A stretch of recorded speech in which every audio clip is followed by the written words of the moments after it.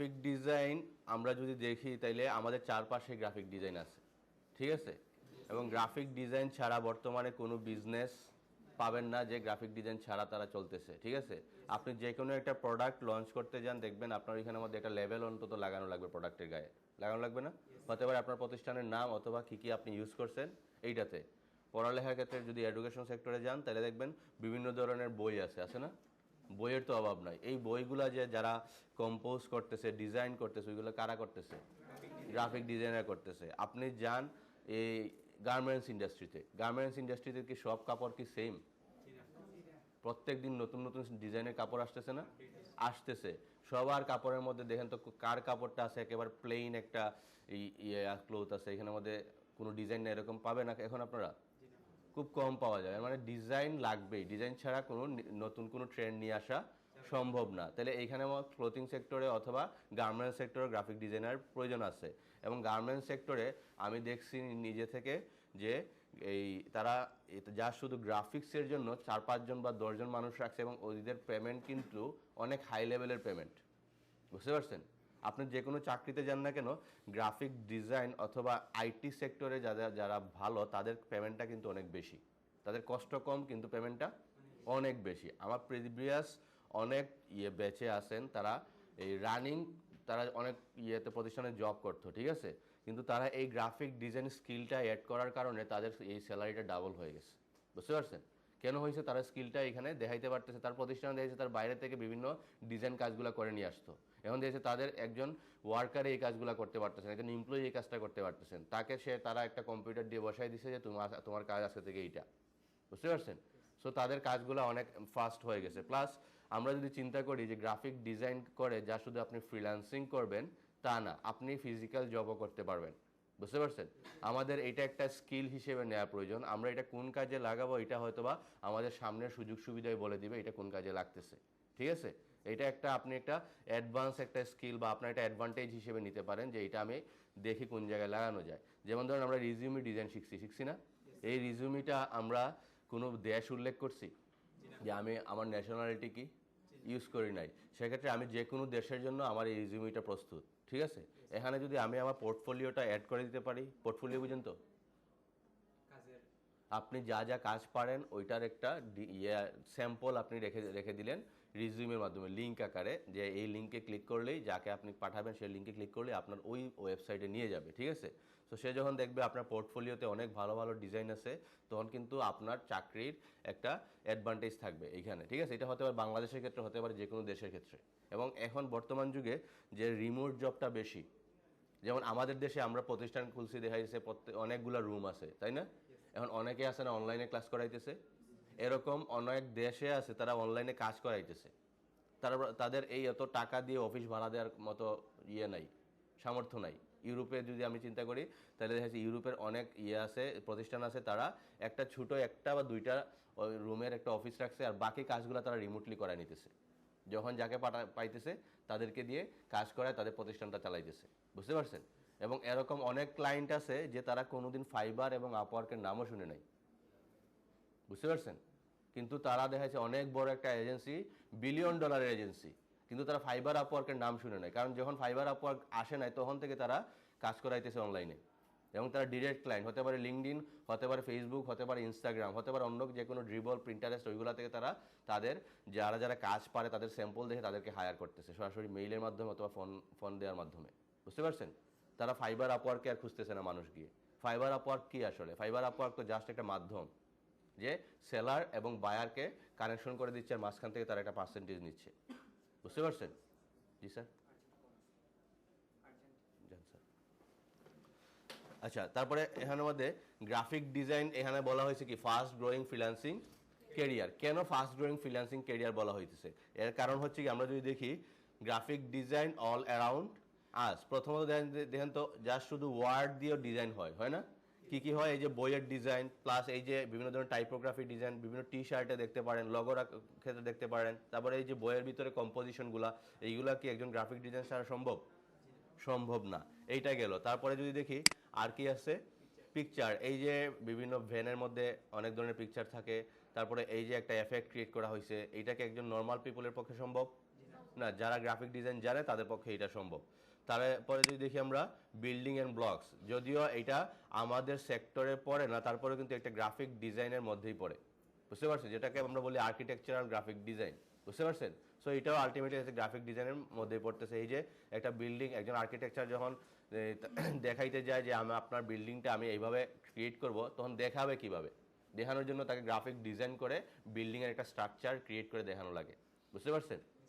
আচ্ছা, তাহলে আমরা এখানের মধ্যে দেখেছি আমাদের গ্রাফিক ডিজাইনটার চারপাশে আমাদের আছে। তারপরে যদি আমরা দেখি আরেকটু, যে এখানে লেখা আছে কি ইম্পর্টেন্স অফ গ্রাফিক ডিজাইন। প্রথমত চলে আসছে fact, graphic design elements becomes more common in our life. Graphic design elements বর্তমানে অনেক কমন হয়ে গেছে। কিভাবে?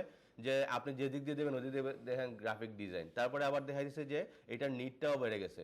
যেমন ধরেন আপনি একটা এই শপ আছে, আপনার একটা মুদির দোকান আছে, আপনার ঠিক অপোজিটে আরেকটা মুদির দোকান আছে, এবং উনি কি করছেন, সামনে অনেক সুন্দর করে একটা বিলবোর্ড লাগাইছেন, এবং ওনার এখানে কি কি প্রোডাক্ট আছে, কি কি অফার দিচ্ছেন, ওইগুলা দিয়ে একটা লিফলেট বানাইছেন।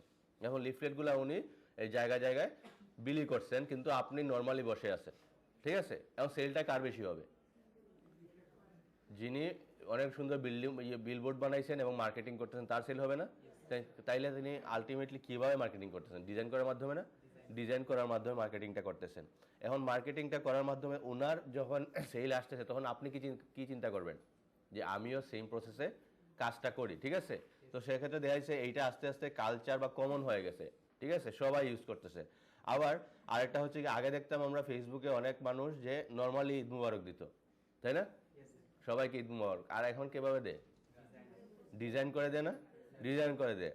অনেকে শুভেচ্ছা বার্তা পাঠায়, যেমন বিভিন্ন নেতা, তারা এখন শুভেচ্ছা বার্তা কিভাবে পাঠায়? ডিজাইনের মাধ্যমে পাঠায় না? ডিজাইন। তাহলে এটা এখন বর্তমানে এক ধরনের কমন বা কালচারে পরিণত হয়েছে না? কালচারে পরিণত হয়েছে।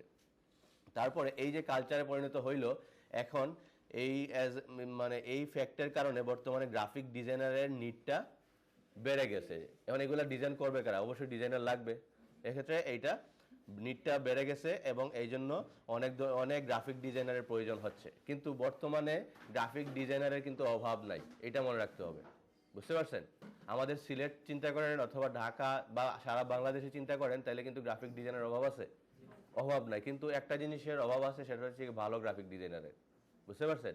আপনি যদি একটু কষ্ট করে ফাইবার চেক করেন, তাহলে দেখবেন যারা টপ লেভেলে আছে তারা কিন্তু অনেক ভালো ভালো কাজ করতেছে, কিন্তু তাদের ডিজাইনগুলো একটু যদি দেখেন, তাহলে আপনারা কোর্স শেষ করে যে ডিজাইন করবেন এর চেয়ে বাজে ডিজাইন তারা করতেছে, বুঝতে পারছেন।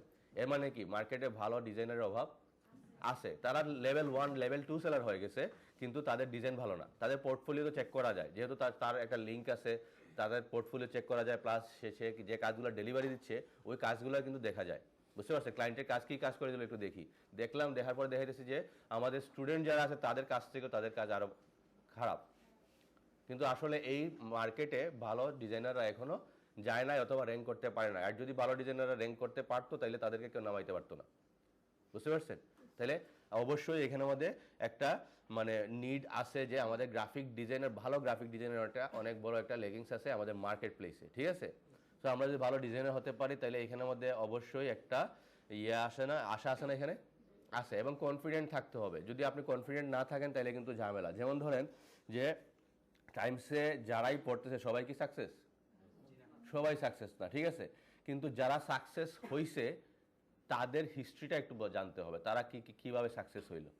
আমাদের এই পেজ থেকে প্রত্যেক দিন বা 2 দিন 3 দিন পরে পরে অনেক সাকসেস স্টোরি দেওয়া হইতেছে না? কেউ কোর্স চলাকালীন 600, কেউ 800, কেউ 100, কেউ 50, ঠিক আছে, 50 100 এগুলা হয়তো বা অনেকেই আছে, আবার বলতেছেও না, ঠিক আছে। তো এরকম যদি দেখেন, তাহলে তাদের হিস্ট্রিটা একটু পড়তে হবে বা দেখতে হবে। অনেক সময় আমরা লিখে দিতেছি যে তারা কিভাবে সাকসেস হচ্ছে, অথবা অনেকেই দেখবেন যে অনেক কষ্ট করতেছে, এবং আমরা যদি একটু রিসার্চ করে দেখছি যারা সাকসেস হয়েছে তাদের হোমওয়ার্ক কিন্তু একটা দিনও মিস ছিল না, বুঝতে পারছেন। একদিনও মিস ছিল না, তারা রেগুলার কাজ করছে। এবং আরেকটা বিষয় হচ্ছে কি মোটিভেশন। এখন যারা ফেইলিয়ার হয়েছে তার হাতে তো সময়ের অভাব নাই, সময়ের অভাব আছে তার, সে ভালো বলতে পারবে, খারাপও বলতে পারবে। কিন্তু যারা সাকসেস হয়ে গেছে তার কিন্তু সাকসেসটা এখানেই শেষ না, তার হাতে অনেক ক্লায়েন্ট আছে, অনেক কাজ আছে, সে তার অযথা কথা বলার সময় নাই, বুঝতে পারছেন।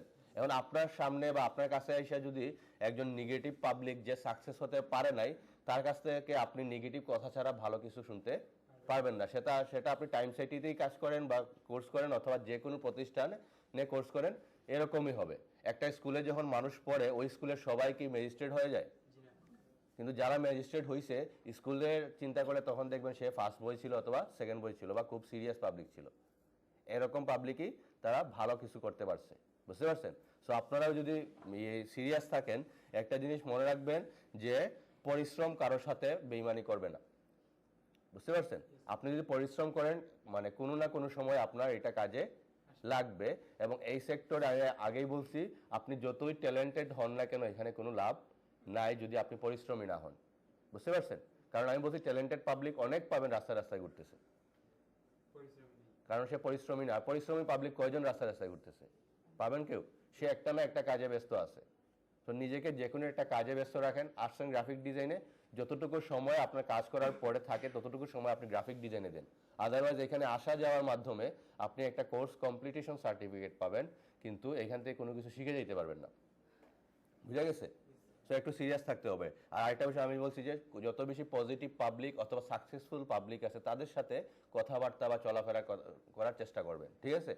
আর যদি আপনি নেগেটিভ পাবলিকের সাথে চলাফেরা করেন একটা না একটা সময় আপনার মাইন্ডটা নেগেটিভ হয়েই যাবে, ঠিক আছে? এটাই স্বাভাবিক। আচ্ছা, এখন একটু সামনে যাই, আমরা দেখি একটু কিছু এক্সাম্পল। যে এক্সাম্পল ছাড়াও আরো অনেক এক্সাম্পল আছে আমাদের গ্রাফিক ডিজাইন সেক্টরে। কি কি আছে? প্রথমে চলে আসছে কি?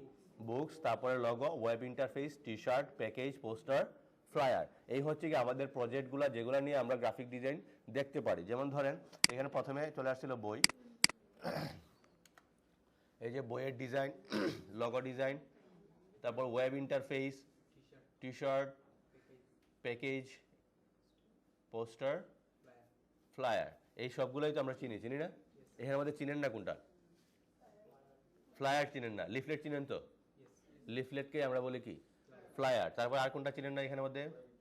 Web interface. যেমন আপনি ফেসবুকে ঢুকছেন, ফেসবুকের যে আমরা ইন্টারফেসটা দেখতেছি এটাকে আমরা কি বলি? Web interface. যে কোনো একটা ওয়েবসাইটে ঢুকছেন, এটার যে ইন্টারফেসটা আমরা প্রথমে আসছে সেটাকে আমরা কি বলি? Web interface. অথবা আমরা বলতে পারি এটাকে ল্যান্ডিং পেজ। ল্যান্ডিং পেজ কি? যেমন থাকে হোম, অ্যাবাউট, হোয়াই চুজ আস, ওই ধরনের অনেকগুলো সেকশন থাকে না? এই প্রত্যেকটা সেকশনে ক্লিক করলে আরেকটা পেজে নিয়ে যায় না? ওইটাকে আমরা ল্যান্ডিং পেজ বলি অথবা ওয়েব ইন্টারফেস বলি।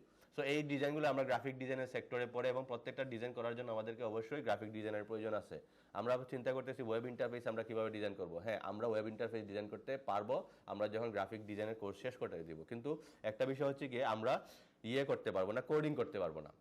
কিন্তু যারা ডিজাইন করতেছে ইউআই ইউএক্স বলেন অথবা ওয়েব ইন্টারফেস ডিজাইন বলেন, এগুলো কিন্তু আপনাদের পক্ষে সম্ভব যদি ভালো করে ডিজাইনের কোর্সটা শেষ করতে পারেন। আপনাদের কাজ হচ্ছে কি, যা শুধু ডিজাইন করা, কোডিং করা কারদের কাজ? যারা ওয়েব ডেভেলপার বা যারা এখানে কোডিং করবে, ঠিক আছে? তাদের কাজ। কিন্তু তারা কিন্তু আবার আপনাদের মতো ডিজাইন করতে পারবে না। সো আলটিমেটলি গ্রাফিক ডিজাইনের প্রয়োজনীয়তা এখানেও আছে, ঠিক আছে? এবং আরেকটা বলতেছি কি, আমি ইউআই ইউএক্স নাম শুনছেন? ইউআই ইউএক্স মানে কি? ইউজার ইন্টারফেস আর ইউজার এক্সপিরিয়েন্স। এগুলোর মানে কি বুঝেন? ইউজার ইন্টারফেস, এই ইউআই হচ্ছে ইউজার ইন্টারফেস। যেমন ধরেন আমি যে ইন্টারফেসটা দেখতেছি যে কোনো ওয়েবসাইটে, এটাকে কি বলতেছি? User interface. আর ইউজার এক্সপিরিয়েন্স হচ্ছে কি, যেমন আপনি হোমে ক্লিক করলে হোমে যাইতেছে, অথবা মেসেজে ক্লিক করে মেসেজে যাইতেছে, অথবা লগ ইন করতেছেন, লগ ইন করার পর যখন ইয়েস দিতেছেন তখন ওইখানে যাইতেছে বা লগ ইন করতেছে, এই যে একটা এই রেসপন্স করতেছে, এটাকে আমরা বলি কি? এক্সপিরিয়েন্স। আপনি একটা অ্যাপস ডাউনলোড দিচ্ছেন, প্লে বাটন ক্লিক করলে প্লে হইতেছে, গেমটা প্লে হইতেছে, পজ বাটন ক্লিক করলে পজ হইতেছে, ওইগুলোকে আমরা বলি কি? ইউজার এক্সপিরিয়েন্স, ঠিক আছে? কিন্তু এক্সপিরিয়েন্স আমাদের কাজ না, আমাদের কাজ হচ্ছে ইন্টারফেস ডিজাইন করা, ঠিক আছে? আমরা ইন্টারফেস ডিজাইন করতে পারবো, এইটা কোনো সমস্যা হবে না। আচ্ছা, তারপরে এইগুলা গেল। আমরা যদি একটু সামনে যাই, গ্রাফিক ডিজাইন কনসেপ্ট। আমাদের গ্রাফিক ডিজাইন করার আগে অবশ্যই আগে কনসেপ্টটা বুঝতে হবে, এবং সেটা হচ্ছে গিয়ে যে আমরা কি নিয়ে ডিজাইন করব এবং কেন ডিজাইন করব, এই কনসেপ্টটা বুঝতে হবে। প্রথমত যদি দেখি এই যে কতগুলা গ্রাফিক ডিজাইনের কিছু আমরা নিয়ে আসছি অপশন, যেমন বই, লগো, এগুলা গ্রাফিক ডিজাইনের আন্ডারে পড়ে। আলটিমেটলি এগুলা কি করতেছে এটা বুঝতে হবে। এই যে একটা বই বলেন, লগো বলেন, T shirt, package, poster, flyer, তারা কি করতেছে? রিপ্রেজেন্ট করতেছে, তাই না? কি রিপ্রেজেন্ট করতেছে? হতে পারে একটা প্রোডাক্ট, হতে পারে একটা আইডিয়া, অথবা একটা মেসেজ। এই তিনটার মধ্যে যে কোনো একটা অবশ্যই সে রিপ্রেজেন্ট করতেছে। একটা বইয়ের মধ্যে অবশ্যই একটা মেসেজ থাকে অথবা একটা আইডিয়া থাকে, থাকে না?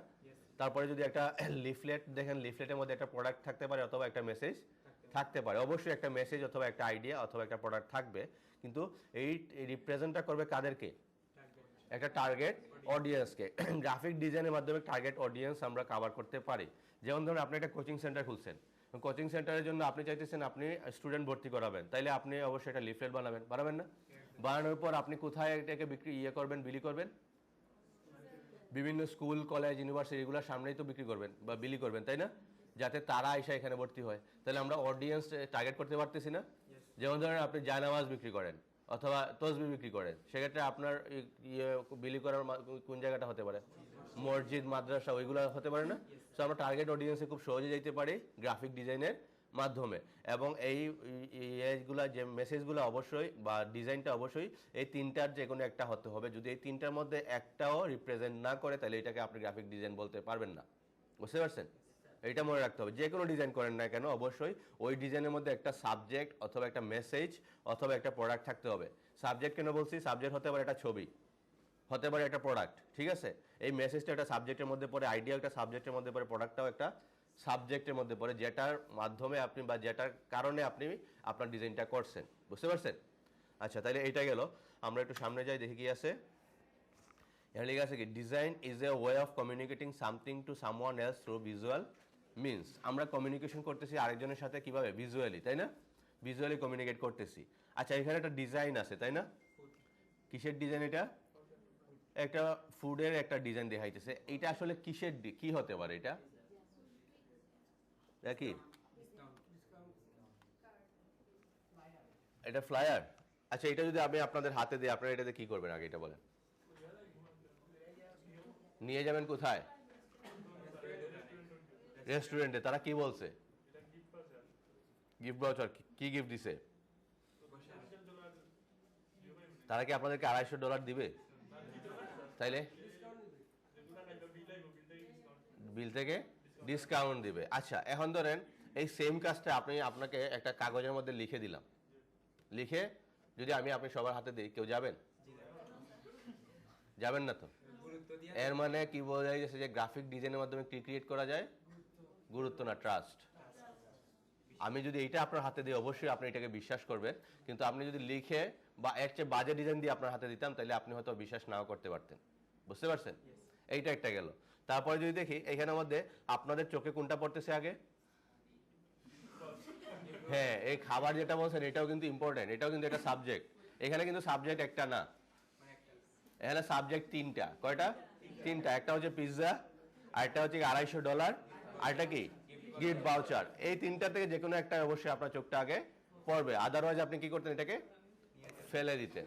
বুঝতে পারছেন? আপনার আকর্ষণ আগে ক্রিয়েট করা হয়েছে, তারপরে আপনাকে এইটা পড়ানো হয়েছে। বুঝতে পারছেন? এখন এইটার মাধ্যমে আগে আমরা বুঝতে হবে যে এখানের মধ্যে একটা প্রবলেম সলভ করা হয়েছে। বুঝতে পারছেন? এই কোম্পানির একটা প্রবলেম ছিল বা এই রেস্টুরেন্টের একটা প্রবলেম ছিল, এই প্রবলেমটা সলভ করা হয়েছে এই ডিজাইনের মাধ্যমে। এখন প্রবলেমটা কি ছিল? রেস্টুরেন্ট চলে না, তার কাস্টমার নাই। এখন তার কাস্টমার নাই, সে চিন্তা করছে না আমি এখন থেকে $10 বা $50 বা $250 ফ্রি দিব, ঠিক আছে, অফার দিব। এখন সে কি করছে? আপনাকে হায়ার করছে। সে বলছে আমি একটা অফার দিছি $250, তুমি আমাকে একটা ডিজাইন করে দাও। সে আপনাকে এতটুকুই বলছে, আর কোনো কিছু বলে না। এটা মনে রাখতে হবে। আপনাকে দিয়ে যখন কোনো ক্লায়েন্ট ডিজাইন করাবে তখন যা শুধু সে আপনাকে কন্টেন্ট দিবে অথবা তার ইনফরমেশন দিবে যে আমি এই জিনিস আমার ডিজাইনে রাখতে যাচ্ছি, কিন্তু কোনটা কিভাবে রাখবেন এটা আপনাকে সে কখনো বলে দিবে না। যদি সে এটা জানতো তাহলে তো সে নিজে ডিজাইন করতে পারতো। বুঝতে পারতে? আচ্ছা, এখন এটার মধ্যে প্রবলেম সলভ হয়েছে। এখন তার উদ্দেশ্য ছিল তার যাতে কাস্টমার আসে, আইসা তার পিৎজাটা আগে একবার টেস্ট করে, তারপর থেকে আমি তাদের থেকে আরো বেশি নিব, কারণ সে জানে তার পিৎজা একবার যারা টেস্ট করবে পরে আবার আসবে। বুঝতে পারছেন? তার উদ্দেশ্য ছিল প্রথম দিকে তার কাস্টমারটা নিয়ে আসা। এখন তার কোম্পানির নাম কি? রানার ফুড। এখন খুঁজতেছেন রানার ফুড। প্রথমে কি আমাদের খুঁজে লাগছে রানার ফুড? না, আপনি চিন্তা করছেন প্রথমে যে এখানে গিফট দিতেছে, তখন চিন্তা করবেন আচ্ছা দেখি কে গিফট দিতেছে, তাই না? তারপর চিন্তা করবেন আচ্ছা দেখি নাম্বারটা কই আছে, অফারটা এখনো আছে কিনা। দেন তো আপনি সিরিয়ালি এটাকে ঠিক আপনি এখন খুঁজে নিচ্ছেন না, কিন্তু উদ্দেশ্য ছিল তার কি? তার কোম্পানিটা বা তার রেস্টুরেন্টটাকে সে যাতে চিনে। কিন্তু এখন প্রথম দিকে যদি আমি আপনাকে এটা দিয়ে দিই বা সে যদি ডিজাইন করতো, সে চিন্তা করতো না আমার কোম্পানিটা মানুষ আগে চিনতে হবে, তাহলে আমি আমার কোম্পানির নামটা অনেক বড় করে দিয়ে দিই গিফট ভাউচারের জায়গায়, তাহলে এটা কি এফেক্টিভ হইতো? হইতো না। সে চিন্তা করতো যে না আমার নাম্বারটা তো মানুষ কল দেওয়া লাগবে, তাহলে আমার নাম্বারটাও $250 জায়গায় দিয়ে দিই, আর $250 এখানে দিয়ে দিই, আর গিফট ভাউচারটা উপরে ছোট করে দিয়ে দিই, তাহলে এটা কি এফেক্টিভ হইতো? না। এই জন্য আমাদের এই জিনিসগুলা বুঝতে হবে। এই জন্য আমাদেরকে বলা হয় গ্রাফিক ডিজাইনার না, আমাদেরকে বলা হয় প্রবলেম সলভার। বুঝতে পারছেন? আপনি একটা কোম্পানির প্রবলেম বুঝতে হবে এবং তার কোন মেসেজটা আগে দেওয়া প্রয়োজন, কোনটা পরে দেওয়া প্রয়োজন, ওই জিনিসগুলোকে ভালোভাবে অ্যারেঞ্জ করতে হবে। অ্যারেঞ্জ করার পর ডিজাইনটা করাকে বলা হয় গ্রাফিক ডিজাইন। বুঝতে পারছেন? এই জন্য কি একটু মিনিমাম ইংলিশ জানার প্রয়োজন আছে না? এবার এখানে গিফট ভাউচার লেখা আছে, আপনি জানেনই না গিফট ভাউচার কি, তাহলে এটাকে বড় করে রাখবেন? রাখবেন না। তো এই জন্য আপনাদেরকে এই জিনিসগুলো বুঝতে হবে। এবং এই যে এখন আপনি অবশ্যই খুঁজে নেবেন যে আসলে কোম্পানি কোথায় আছে, তারপরে এই নাম্বারটা, এখন নাম্বারটা ছোট করে রাখা হয়েছে। এখন নাম্বার যতই ছোট রাখুক না কেন, যেহেতু আপনার আকর্ষণ আছে এখানে, আপনি অবশ্যই নাম্বারটা খুঁজে নেবেন, তাই না? এবং কোম্পানির নামটাও খুঁজে নিচ্ছেন, এইটা গেল। তারপর আরেকটা হতে পারে যে এখানে আমাদের সামনের স্লাইডে কিছু জিনিস আসতে পারে, সেটা হচ্ছে কি অ্যাস্থেটিক। অ্যাস্থেটিক মানে কি? নান্দনিক বলতে পারি, নান্দনিক। প্লাস ধরেন একটা ইমোশন থাকতে পারে, এই ইমোশন বিষয়গুলো আমি একটু বুঝাই। একটা ডিজাইনের মধ্যে অ্যাস্থেটিক থাকতে হবে, ইমোশন থাকতে হবে, কালার নিয়ে কাজ করতে হবে, এইগুলা অবশ্যই অনেক জিনিস আমাদেরকে মেনটেন করতে হবে। আচ্ছা, তাইলে এই আমরা বলছিলাম যে আমরা গ্রাফিক ডিজাইনার, আমরা কারা? Problem solver. কারণ হচ্ছে গিয়ে গ্রাফিক ডিজাইন যা যা করতেছি আমরা, তো এই বিভিন্ন আর্ট বা ইলাস্ট্রেটরের মাধ্যমে, আঁকাআঁকির মাধ্যমে আমরা ডিজাইনগুলো করতেছি, তাই না? আচ্ছা, তাইলে যারা করে এই আর্টিস্ট, তারাও তো এই ডিজাইনই করতেছে, আলটিমেটলি করতেছে না? এখন আগে করতো তারা ক্যানভাসে ডিজাইন, এখন ইলেকট্রনিক মিডিয়া চলে আসছে, ওইখানেও তারা ইলেকট্রনিক ভাবে তারা অনেক ধরনের আর্ট করতেছে না? তাই তারা তো গ্রাফিক ডিজাইনার, তাই না? কিন্তু তাদেরকে আমরা গ্রাফিক ডিজাইনার বলতে পারবো না, কারণ তাদেরকে যা বলা হচ্ছে বা তার মাথায় যা আসতেছে তাই কি করতেছে? ডিজাইন করতেছে। কিন্তু আমরা যে কোনো সব সময় সেম টাইপের ডিজাইন বা যা মাথায় আসবে তা ডিজাইন করলে হবে না। আমাদেরকে কোম্পানির এনভায়রনমেন্ট বুঝতে হবে, তার মেসেজ বুঝতে হবে, তার মেসেজগুলো বুঝে তারপরে ডিজাইন শুরু করতে হবে। বুঝতে পারছেন? এবং তার প্রবলেমটা যাতে সলভ হয়। যদি প্রবলেম সলভ না হয় তাহলে কিন্তু ঝামেলা আছে। এখন আরেকটা বিষয় হচ্ছে কি যে কমিউনিকেশন, যদি কমিউনিকেশন না করতে পারেন তাহলে কিন্তু ঝামেলা। যেমন সে বলছে আমার একটা ডিজাইন প্রয়োজন, আপনি বলেন আচ্ছা ঠিক আছে আপনি আগামীকাল নিয়ে যান, তাহলে সে বুঝবে কি আপনি ভালো ডিজাইনার না, কারণ আপনি তার কাছ থেকে কোনো কিছু ইনফরমেশন নেনই নাই। তার উদ্দেশ্য কি, সে কি চাচ্ছে, ঠিক আছে, তার সেল কম না বেশি, তার টার্গেট অডিয়েন্স কারা, সে কাদেরকে টার্গেট করতেছে। এখন অনেক ফুড আছে না চিলড্রেনের জন্য, বাচ্চাদের জন্য অনেক ফুড আছে। এখন আপনি ডিজাইন করতে পারেন বিভিন্ন ধরনের টার্টুন ইউজ করে, ডিজাইন করা যায় না, এইভাবে ডিজাইন করা যায়। সো আমাদেরকে এনভায়রনমেন্ট বুঝতে হবে, তার টার্গেট অডিয়েন্স বুঝতে হবে, দেন আমাদেরকে ডিজাইনে যেতে হবে।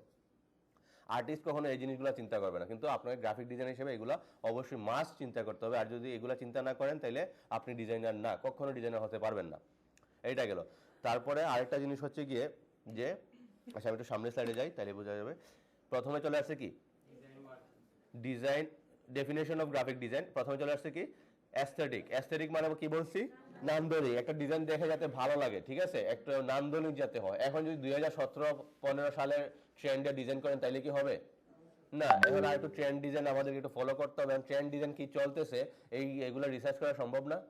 কিভাবে সম্ভব? গুগল আছে, আবার ইউটিউবে যাবেন না, ঠিক আছে, ইউটিউবে গেলে সরাসরি ডিজাইন করে দেখায় দিবে, পরে আবার আপনি এইটাই বানায় ফেলবেন। বুঝতে পারছেন? আপনি আইডিয়া নিতে পারেন যে এখন কি কি ট্রেন্ড চলতেছে, এইভাবে আপনি আইডিয়া নিতে পারেন। তারপরে কি আছে? Structure, to organise and arrange. এমনভাবে অর্গানাইজ করবেন, যেমন ধরেন এইখানের মধ্যে নাম্বার একটা এখানে দেয়া আছে, তার নাম্বার কয়টা দেয়া আছে এখানে? দুইটা। একটার নাম্বার এখানে দিলেন, আরেকটার নাম্বার এখানে দিলেন, তাইলে হবে না। তারপরে দেখেন এখানের মধ্যে স্ট্রাকচারটা একটু ফলো করেন। যেমন দেখেন অ্যালাইনমেন্ট মানে বুঝেন? অ্যালাইনমেন্ট মনে আছে যে আমরা যে কোনো এক সাইডে সমান রাখতে, সেটাকে আমরা কি বলি? অ্যালাইনমেন্ট। এই যে দেখেন তো এইখানের মধ্যে যদি একটু খেয়াল করেন, এই লেফট সাইডটা কি আছে? অ্যালাইনটা একেবারে সমান আছে। তারপরে এই যে একটা শেপ নেওয়া হয়েছে, এই শেপের মতো আরেকটা শেপ এই দিক দিয়ে নেওয়া হয়েছে, এইগুলোর মধ্যে একটা রিপিটেশন বা একটা রিদম আছে, তাই না? এগুলো বুঝবেন সামনে। সো এই যে ওয়েল ভাবে মানে অনেক সুন্দর করে সাজানো হয়েছে, এটাকে বলে কি আমরা? স্ট্রাকচার। ঠিক আছে, সুন্দর করে সাজাইতে হবে। তারপরে কি আছে? ইমোশন। এবার সবই ঠিকঠাক, পিৎজার এমন একটা ছবি দিচ্ছেন যে ছবি দেখে খাওয়ার ইচ্ছা হইল না, তাইলে হবে? তাহলে এই যদি ইমোশন না আসে, পিৎজা দেখে যদি খাওয়ার ইচ্ছা না হয়, তাহলে তো কেউ যাবে না, যাবে? এখন আপনাকে ক্লায়েন্ট একটা ছবি দিছে যে দেওয়ার পর দেখছে ছবিটা ঝাপসা অথবা পিৎজাটা তেমন একটা ভালো দেখাচ্ছে না, তখন আপনি অবশ্যই ক্লায়েন্টকে বলতে হবে যে আপনার পিৎজার ছবি বা যে ছবিটা দিচ্ছেন এটা কোয়ালিটি ভালো না, আর একটা ছবি দেন। যদি এটা না বলেন তাহলে কি হবে, আপনি ডিজাইনটা দিয়ে দিবেন, সেই ডিজাইনটা যখন প্রিন্ট করে মানুষকে দিবে কিন্তু তার কোনো রেজাল্ট আসবে তখন আসবে না, তখন আলটিমেটলি ব্লেমটা কার উপর আসবে, ডিজাইনারের উপর। এই জন্য আপনার কাছে যদি মনে হয় যে ছবিটা ভালো না, অবশ্যই আপনার ক্লায়েন্টকে জানাইতে হবে যে এটা ভালো না। আর যদি না জানান তাইলে আপনার উপর ব্লেমটা আসবে। আর যদি জানাই দেন যে আপনি যদি আর ছবি না দেন তাহলে কিন্তু রেজাল্ট ভালো আসবে না, এটা আপনি আগে থেকে ওয়ার্নিং দিয়ে দিতে পারেন। বুঝা গেছে? তাহলে ইমোশন বোঝা গেছে। যে কোনো একটা পার্সনের ছবি হতে পারে নিয়ে আসলেন, এখন পার্সন আপনি হয়তোবা দিচ্ছেন যে কোনো ইভেন্টের একটা ডিজাইন করছেন, কিন্তু ইভেন্টের মধ্যে দেখা যাচ্ছে পার্সনটা মন খারাপ করে বসে আছে, তাইলে হবে? এইরকম ছবি আমাদেরকে চুজ করতে হবে যে যেগুলা এটার সাথে যায়।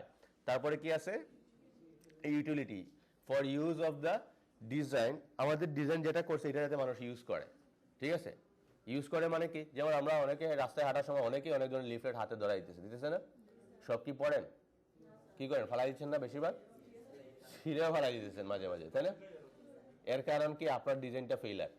আপনি এটা ডিজাইন করছেন, আপনার সামনে যদি দেখেন কেউ এটা বিলি করতেছে আর যাকে দিয়েছে সে এটা ছিঁড়ে ফালাই দিছে, তখন কিন্তু আপনার নিজের কাছে এটা খারাপ লাগবে না যে আমার ডিজাইনটা কেউ দেখলো না, একবার সে ফেলে দিল। এক্ষেত্রে আমরা কিছু টেকনিক ইউজ করব, প্লাস আমরা ইউটিলিটি রাখা ট্রাই করব। যেমন ধরেন আমি যদি আপনার ডিজাইনের মধ্যে বা তার ডিজাইনের মধ্যে পিছন দিক দিয়ে একটা ক্যালেন্ডার দিয়ে দিতাম, সে দেখতে এখানে একটা ক্যালেন্ডার আছে না, এটা ফালানোর প্রয়োজন নাই, এটা বাসায় নিয়ে যাই, সে শুধু বাসায় নিবে না, সে বাসায় নিয়ে কি করবে, টাঙায় রাখবে, রাখবে না?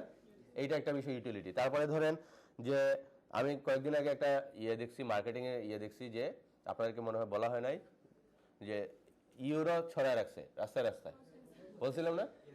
মানুষ কি করতেছে, সে ফালায় দেয় না, উল্টা আবার রাস্তা থেকে তুলে নিচ্ছে, বুঝতে পারছেন?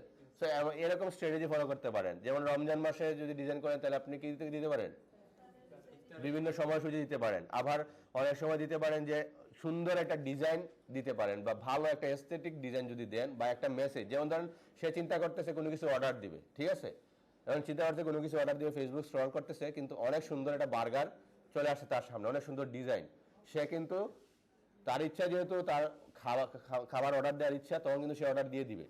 ঠিক আছে, কারণ আমরা জানি না কে অর্ডার দিবে, কিন্তু যে অর্ডার দেওয়ার কথা বা যার এটা প্রয়োজন সে যাতে এটা নিতে পারে এরকম ভাবে ডিজাইনটা করতে হবে। ঠিক আছে, তাহলে ইউটিলিটি বোঝা গেছে। ইউটিলিটি মানে কি, আমি যে ডিজাইনটা দিব এটা যাতে মানুষ ইউজ করে, এইটা গেল। যেমন এইটা মানুষ ইউজ করবে না, কারণ এইটা ছাড়া গেলে কিন্তু সে পাবে না, যাকে দেওয়া হয়েছে এটা যদি নিয়ে দেখায় তারপরে না তাকে দিবে $250 গিফট, আদারওয়াইজ তাকে দিবে। আচ্ছা,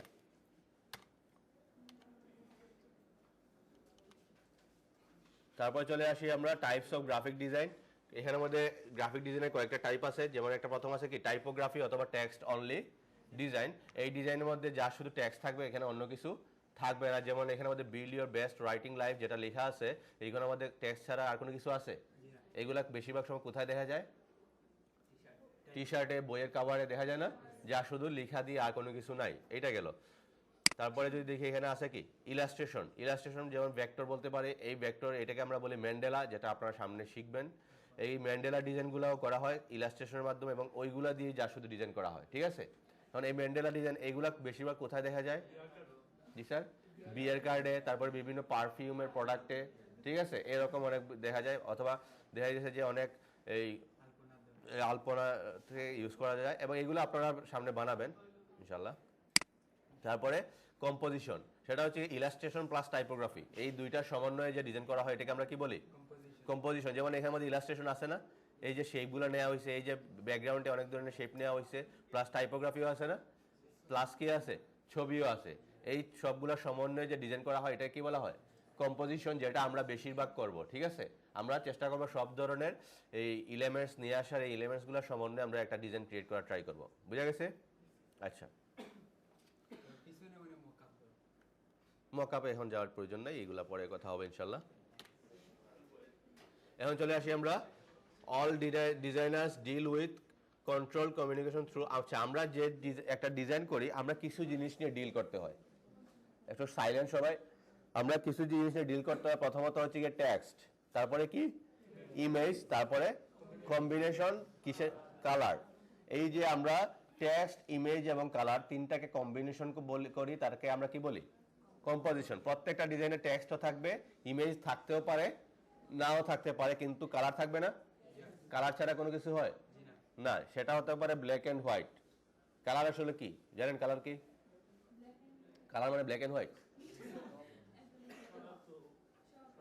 কালার তো কালার তাই না আমরা চারপাশে যা দেখি তাই কি কালার ছাড়া কোনো কিছু আছে না কালার কি আপনার পক্ষে সম্ভব কোনো কিছু ক্রিয়েট করার কালার যা আছে সব প্রাকৃতিকভাবেই আসছে ঠিক আছে কোনো মানুষের পক্ষে কোনো কালার ক্রিয়েট করা সম্ভব না এটা মনে রাখতে হবে এবং এটা কিভাবে ক্রিয়েট হয়েছে বা কিভাবে কাজ করছে এটা দেখা দিব না আচ্ছা তারপরে আছে এই যে we can define graphic design as a visual elements art or aesthetic এবং ইন্টেন্ডেড মেসেজ আমরা ভিজুয়াল এলিমেন্টস বলতে এখানে কি বোঝাইছে ভিজুয়াল এলিমেন্টস মানে কি হতে পারে একটা ডিজাইনে যা যা দেখতেছি তাই কি ভিজুয়াল এলিমেন্টস তাহলে ডিজাইনের মধ্যে কি কি দেখা যাইতেছে কালার দেখা যাইতেছে না দেখা যাইতেছে তারপর ইমেজ দেখা যাচ্ছে তারপর টেক্সট টাইপোগ্রাফি দেখা যাচ্ছে তো এইগুলোকে আমরা কি বলতেছি ভিজুয়াল এলিমেন্টস তাহলে আমরা ভিজুয়াল এলিমেন্টস এর সাথে যোগ করতেছি কি আর্ট অর এস্থেটিক আমরা আমাদের আর্টটা যোগ করতেছি এবং আমরা নান্দনিক করার ট্রাই করতেছি ওই ভিজুয়াল এলিমেন্টস গুলাকে দেন আমরা ওই দুইটার মাধ্যমে একটা মেসেজ ডেলিভার করার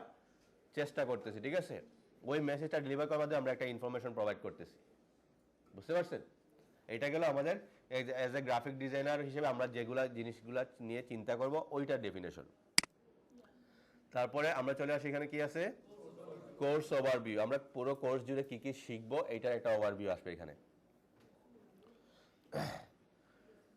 প্রথমে চলে আসছে কি বিল্ডিং কমিউনিকেশন স্কিল আমরা কমিউনিকেশন স্কিলের জন্য কি শিখে আসছি ইংলিশ কয়জন ইংলিশ স্কিপ করে আসছেন অনেকেই আসছেন আচ্ছা আপনাদের অবশ্যই ইংলিশ ভালো এই জন্যই তো স্কিপ করে আসছেন তাই না একটা জিনিস মনে রাখবেন ইংলিশ ছাড়া ফ্রিল্যান্সিং সেক্টরে ভালো কিছু করা যাবে না ঠিক আছে আপনি যদি একজন ক্লায়েন্টের সাথে ভালোভাবে কথা বলতে না পারেন তাহলে কিন্তু ফ্রিল্যান্সিং সেক্টরটা বেশি দূর এগিয়ে নিতে পারবেন না হয়তো বা $10 $20 $50 মধ্যেই আপনাকে সীমাবদ্ধ থাকতে হবে বুঝতে পারছেন আর যদি ভালোভাবে কথা বলতে পারেন তাহলে আপনি $1000 কাজও একটা ক্লায়েন্ট থেকে নিয়ে আসতে পারবেন কথা বলার মাধ্যমে বুঝা গেছে যেমন আপনি সেলুনের একটা উদাহরণ দিয়েছিলাম মনে আছে এইভাবে আপনাকে এমনভাবে কথা বলতে হবে যে তার কি কি প্রয়োজন ওই জিনিসগুলো আমাকে মানে কোয়েশ্চেন করার মাধ্যমে নিয়ে আসতে হবে আপনি আজকে ধরেন আপনি একটা শার্টের জন্য একটা কাপড় কিনছেন এখন নিয়ে গেছেন এটাকে আপনি শার্ট বানাবেন এখন আপনি যখন টেলারের কাছে গেছেন টেলারকে বললেন যে মাপ নেওয়ার জন্য সে কি করলো হাতের এখান থেকে এতটুকু পর্যন্ত একটা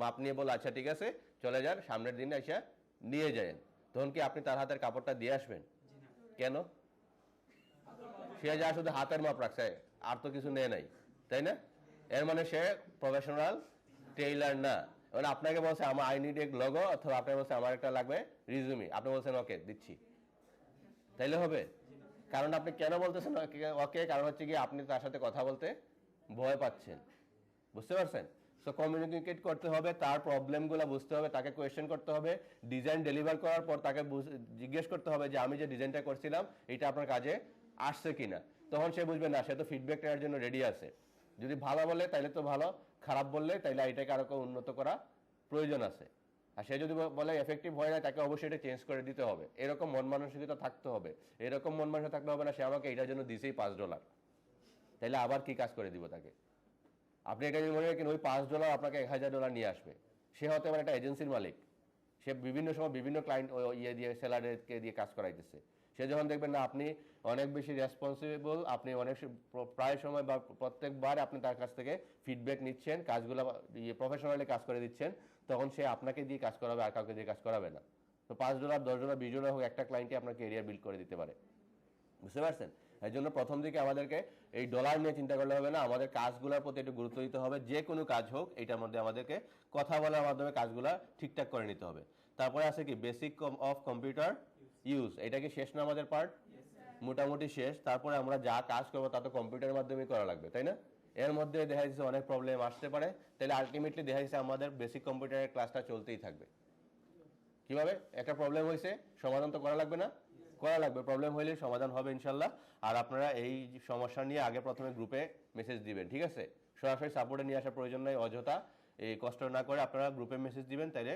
সমাধান ইনশাল্লাহ পেয়ে যাবেন তারপরে কি আছে মাস্টারিং টুলস উইথ ডিজাইন, যেটা আমরা এখন শুরু করছি। এই পার্টটা আমি শেষ করছি, এখানের মধ্যে এই পার্টটাও আপনাদের সাথে আমারই ক্লাস, ঠিক আছে?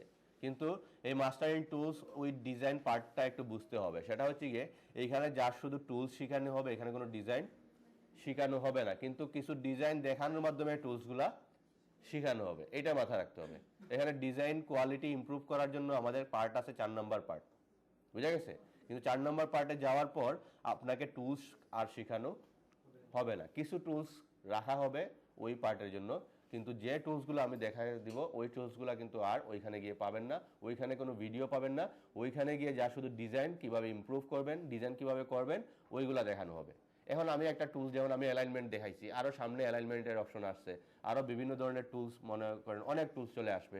ওই টুলসগুলো দিয়ে যখন মাস্টারিং ডিজাইনে ক্লাস করানো হবে, তখন যদি আপনি স্যারকে হঠাৎ বলেন স্যার এইটা কোন টুলস ইউজ করেন, তখন যদি এইটা আমি দেখাই থাকি তাহলে কিন্তু এই কোয়েশ্চেনটা আপনি করতে পারবেন না, বুঝতে পারছেন? কারণ এটা অলরেডি আমি দেখাই দিছি, বুঝা গেছে? এখন যদি এরকম হয় যে আমি দেখাই নাই তারপরে আপনি কোয়েশ্চেন করছেন, তাইলে ঠিক আছে, বুঝতে পারছেন? কারণ আপনাদের ব্যাচের সবাই কিন্তু একসাথে থাকার সম্ভাবনা মাস্টারিং ডিজাইনে, তাহলে একজন বলবে দেখাইছেন, আরেকজন বলবে দেখেন নাই, এরকম তো হতে পারে না। তো একজন না একজন বলবে ঠিকই যে না স্যার এটা দেখাইছেন, তখন কিন্তু আপনি ধরা খাবেন, বুঝা গেছে?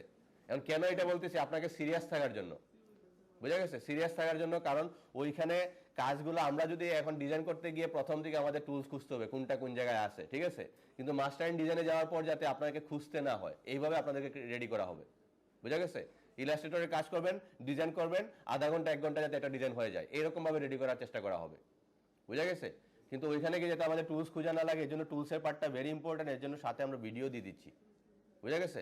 কিন্তু ভিডিও দেওয়ার মানে কি এই যে বাসায় গিয়ে আবার ক্লাস করবেন না, গিয়ে আবার আপনারা যা দেখাই দিব ওইটা নিয়ে আবার প্র্যাকটিস করেন, প্র্যাকটিস করার সময় যদি কোনো প্রবলেম ফেস করেন তাহলে ভিডিওটা দেখে সলভ করার ট্রাই করেন, বুঝা গেছে? আচ্ছা, তাহলে এই পার্টটা গেল। এখানে মধ্যে আমরা দেখব learning design tools, application and primary design concept, কিছু প্রাইমারি ডিজাইনের কনসেপ্ট আমরা দেখব, এবং আমাদের উদ্দেশ্য থাকবে কি টুলস শেখা। তারপরে কি আছে mastering design with market place, এই পার্টটা হচ্ছে গিয়ে ইম্পর্টেন্ট পার্ট, এই দুইটা পার্টই ভেরি ইম্পর্টেন্ট, কারণ এইটা ছাড়া এটা আপনি শিখতেও পারবেন না, কারণ স্যার কি দেখাইতেছেন আপনার মাথার উপর দিয়ে যাবে, বুঝতে পারছেন, যদি টুলস না জানেন। আচ্ছা, তাইলে এইটা গেল, এই টোটাল কয়টা পার্ট পাইলাম আমরা? 4টা পার্ট। সো এই পার্টের মধ্যে আপনাদের সাথে আমার ক্লাস আছে অনেকগুলা। এই যে মাস্টারিং ডিজাইন টুলস অলরেডি কয়টা ক্লাস গেছে আপনাদের সাথে আমার? 5টা ক্লাস গেছে। ইলাস্ট্রেটর ক্লাস থাকবে প্রায় 20টার মতো, ঠিক আছে? ফটোশপের ক্লাস থাকবে 8টা, কয়টা হইলো? 28টা। আর এই ইনডিজাইনের ক্লাস থাকবে 4টা অথবা 3টা ক্লাসে যদি শেষ হয়ে যায় শেষ করে দিলাম, আর যদি প্রবলেম থাকে তাহলে 4টা, প্রায় 32 এরকম ক্লাস হবে, ঠিক আছে? আরও একটু বেশিও হতে পারে, বাড়তেও পারে কয়েকটা ক্লাস। সো এইগুলা, তারপর মার্কেট প্লেসের ক্লাস আছে আরও 3-4টা আপনাদের সাথে। সো এই পার্টে আমি আছি, কিন্তু এই পার্টে কিন্তু আমি থাকবো না, ঠিক আছে? এই পার্ট ডিফারেন্ট টিচারের ক্লাস নেবেন, কারণ হতে পারে আপনারা আমার সাথে ক্লাস করতেও পারেন, নাও করতে পারেন, এটা তখন বোঝা যাবে, ঠিক আছে? কিন্তু এই পার্টে যাওয়ার আগে আপনাদের কাছ থেকে একটা নেওয়া হবে, আবার একটা ফর্ম ফিল আপ করতে হবে, এবং এই ফর্মে আপনাদের কিছু রুলস থাকবে। এই রুলসগুলো হচ্ছে গিয়ে যে হোমওয়ার্ক রিলেটেড রুলস, ঠিক আছে? প্লাস আমার ক্লাসে কিন্তু আমি চেষ্টা করি শাস্তি একটু কম দেওয়ার, বুঝতে পারছেন? এখনো কিন্তু আপনাদের আসল কাজ বা আসল হোমওয়ার্ক শুরু হয় না, যেটা হতে পারে নেক্সট ক্লাস থেকে শুরু হবে, বুঝা গেছে? কিন্তু আপনারা মাঝে মাঝে এই সাইডের ক্লাসে একটু খেয়াল করেন, অনেকেই দাঁড়িয়ে আছে। এটা হচ্ছে কি আমার টিচার সায়েন্স স্যার, ওনার ক্লাস বেশিরভাগ সময় ওনার ক্লাস ওইখানে পড়ে। আমার ক্লাস বেশিরভাগ এইটা, এই রুমে 6 নম্বর রুমে, 1 নম্বর রুমে, এগুলাতে পড়ে। সো এখানে দেখবেন উনি কিন্তু কি করতেছেন, পুরো 2 ঘন্টা দাঁড়ায় রাখতেছেন কেউ পানিশমেন্ট হিসেবে, বুঝতে পারছেন? কিন্তু আমি এইটা চেষ্টা করি না করার, কিন্তু আপনারা যদি আমাকে বাধ্য করেন কিচ্ছু করার নাই, বুঝতে পারছেন? বাধ্য করবেন না। এবং ক্লাস টাইমটা একটু, যেমন আমি এখন পর্যন্ত কোনোদিন 11টার পরে আসছি? 11টা 1 হয়েছে? এখন আপনারা যদি 11টা 5-এ আসেন, 10-এ আসেন, আমিও আসবো 11:30। কি বলেন? ক্লাসই 2 ঘন্টার, আপনারা একজন আসবেন একজন যাবেন, এরকম যদি করেন ক্লাসে কিন্তু স্যার এগুলো কিন্তু সমস্যা হয়, বুঝতে পারছেন? আবার দরজাটা দেখা যায় যে খোলা থাকে, ঠিক আছে? একজন এসে যখন পরে আসবেন নিজ দায়িত্বে ভালো করে লাগছে কিনা দেখে তারপরে ভিতরে যাবেন, ঠিক আছে? এগুলো কিন্তু ক্লাসের ডিস্টার্ব হইতেছে। তো আরেকটা বিষয় হচ্ছে ক্লাসে কোয়েশ্চেন করার বিষয়ে আমি বলছিলাম না যে আপনারা কোয়েশ্চেন করতে পারবেন অবশ্যই। প্রথম আমরা আধা ঘন্টা কোয়েশ্চেন নিব, প্লাস ক্লাস চলাকালীন অবস্থায় আমরা কোনো কোয়েশ্চেন নিব না, যেমন ধরুন আমি এখন কথা বলতেছি, এর ভিতরে কোনো কোয়েশ্চেন করার প্রয়োজন নাই, হাত তুলবেন, যদি দেখি না কোয়েশ্চেন নেওয়ার প্রয়োজন নিব, আর না হলে আমি বলবো এখন না, আমি পরে নিচ্ছি, কারণ ক্লাস পরে আবার টাইম দিব যে বুঝছেন কিনা, বুঝা গেছে? আবার পরের ক্লাসে লাস্ট ক্লাস নিয়ে আবার আরো আধা ঘন্টা ক্লাস কাজ হবে যে এইগুলা প্রবলেম সলিউশন নিয়ে, বুঝা গেছে? এবং এক্ষেত্রে আপনাদের একটা বন্ডিং থাকতে হবে স্যার, একজন আরেকজনকে হেল্প করার মতো মন মানসিকতা থাকতে হবে। মানে এটা কি আপনাদের মধ্যে আছে? শিওর? ছেলেদের মধ্যে নাই মনে হইতেছে, নাই স্যার? হেল্প করে না কেউ? জি স্যার, কে কি বলছেন বুঝি নাই? হেল্প করতে হবে তো, হেল্প না করলে হবে না। হেল্প করলে দেখবেন আপনার এক্সপিরিয়েন্স বাড়তেছে। আচ্ছা, এখন আমরা আসি এখানে throughout the course you will learn, আপনি কি কি শিখবেন এই পুরো কোর্স জুড়ে? Use and management of computer system, আমরা কম্পিউটার কিভাবে ইউজ করবো, ম্যানেজ করবো, এটা অলরেডি শিখে ফেলছি মোটামুটি। তারপরে কি আছে? Use of internet technology, internet টেকনোলজির মধ্যে কি আছে যা শুধু আমাদের ব্রাউজারই, আর তেমন কিছু আছে? ব্রাউজার ছাড়া ইন্টারনেট ইউজ করা সম্ভব? সম্ভব না। এখন আমি দেখাইছিলাম কি গুগল ক্রোম, আপনি ফায়ারফক্সে যান, মজিলা ফায়ারফক্স যেটা, অথবা ইয়েতে যান, অপেরা মিনিতে যান, এই অ্যামাজন সিল্কে যান, অথবা মাইক্রোসফট এজে যান, ওইগুলোতে দেখবেন আলটিমেটলি সেম, ঠিক আছে? যা শুধু আপনি টুলসগুলো একটু খুঁজলেই হবে, অপশনগুলো। তারপরে কি concept of design and multimedia presentation, এইটা আমরা শিখবো সামনে মাস্টার ইন ডিজাইনের লাস্টের দিক দিয়ে, যেটাকে আমরা পাওয়ার পয়েন্ট বলি, ঠিক আছে? তারপরে কি আছে? ডিজাইনিং টুলস অ্যান্ড অ্যাপ্লিকেশন, আমরা বিভিন্ন টুলস কিভাবে ইউজ করবো এবং এগুলো কিভাবে অ্যাপ্লাই করবো টুলসগুলো, এবং টুলসগুলো কোনটার কি কাজ, এগুলো আমরা শিখবো এই পার্টে। তারপরে প্র্যাকটিক্যাল ভিজুয়ালাইজেশন টেকনিক, আমরা প্র্যাকটিক্যালি একটা ভিজুয়ালাইজেশন টেকনিক ক্রিয়েট করার ট্রাই করবো, অথবা নিজে থেকে ডিজাইন করার ট্রাই করবো। তারপরে কি আছে? In depth colour study and typography concept, আমরা এই যে কালার নিয়ে একটা ক্লাস থাকবে, কালার কিভাবে ইউজ করবেন, কাজ করবেন, এইগুলো শিখবো। তারপরে টাইপোগ্রাফি কনসেপ্ট, যেমন অনেক জায়গায় দেখবেন এখানে লেখা আছে অনেক বড় করে, এখানে লেখা আছে আরো বড় করে, এখানে একটা সিস্টেমে লেখা, এখানে একটা সিস্টেমে লেখা, এইগুলো কিন্তু অবশ্যই একটা রুলস অনুযায়ী লেখা হয়েছে, এটা এরকম না যে সুন্দর করে রাখার জন্য লেখা হয়েছে, বুঝতে পারছেন? এই যে টাইপোগ্রাফির যে কনসেপ্টটা, এটা আমরা দেখবো একটা ক্লাস পুরোটাই যাবে যা শুধু টাইপোগ্রাফি কনসেপ্ট। তারপর কি? ডিজাইন অ্যান্ড লেআউট কম্পোজিশন, এখানের মধ্যে দুইটা জিনিস চলে আসছে, একটা হচ্ছে লেআউট আর একটা কি কম্পোজিশন, ঠিক আছে? ঠিক আছে, এই লেআউট এবং কম্পোজিশন যদি না বুঝি তাহলে আমরা ডিজাইন ভালো করতে পারবো না। সো লেআউট এবং কম্পোজিশন আমরা বুঝবো। তারপরে freelancing guideline and market place, আমরা ফ্রিল্যান্সিং করার জন্য কিছু গাইডলাইন পাবো এবং কয়েকটা মার্কেট প্লেস দেখানো হবে। এখন ফ্রিল্যান্সিং সেক্টর আমাদেরকে চালানোর জন্য মার্কেট প্লেস এনাফ নাও হতে পারে, বুঝতে পারছেন? কেন এনাফ না হতে পারে? যে মার্কেট প্লেসে আপনার হয়তোবা অর্ডার নাও থাকতে পারে। এই জন্য আমরা দেখব যে এই ফ্রিল্যান্সিং গাইডলাইন ছাড়াও, মার্কেট প্লেস ছাড়াও কিভাবে সরাসরি ক্লায়েন্ট নিয়ে আসা যায়, অথবা সরাসরি ক্লায়েন্টকে কিভাবে আমরা অ্যাপ্রোচ করতে পারি, ওইগুলো নিয়েও আপনাদের ক্লাস থাকবে। কিন্তু এখন না, কারণ এখন যদি আপনাদেরকে আমি এইগুলো দেখায় দিই তাহলে কিন্তু হয়তো আপনি অর্ডার পেয়ে যেতে পারেন, কিন্তু ক্লায়েন্ট একদিনে আপনাদেরকে দিয়ে কাজ করাবে, কিন্তু পরে আর কোনো দিন ফিরে আসবে না, বুঝতে পারছেন? যাওয়ার সময় দুই একটা গালিও দিয়ে যেতে পারে, বুঝতে পারছেন? কারণ সে তো আপনাকে টাকাটা দিয়ে দিছে, কিছু তো করার নাই, বুঝতে পারছেন? তো এগুলা করবেন না। এখন যদি কোনো কারণে দেখেন যে কোনো, এখন আপনারা পারবেন কি রিজিউমে ডিজাইন করতে পারবেন? পারবেন না? ইনভয়েস ডিজাইন করতে পারবেন না? পারবেন না কেন বলতেছেন? পারা লাগবে এখন, ঠিক আছে? যেমন ইমপ্রুভ করার জায়গা অনেক আছে, কিন্তু এখন ডিজাইন কনসেপ্ট আপনারা বুঝে গেছেন, ঠিক আছে? ডিজাইন কিভাবে করতে হয় আমি লেআউট ক্রিয়েট করে দেখাইছি না? রিজিউমের মধ্যে কি থাকবে, তার ইনফরমেশন থাকবে, কোনটা বড় থাকবে কোনটা ছোট থাকবে, এগুলো তো আমি বলে দিছি না? তো এইভাবে ডিজাইন করতে পারলেই হয়েছে। এবং যে কোনো ডিজাইন করার আগে অন্তত আধা ঘন্টা ডিজাইন গুগলে সার্চ করবেন, কমপক্ষে আধা ঘন্টা, বুঝতে পারছেন?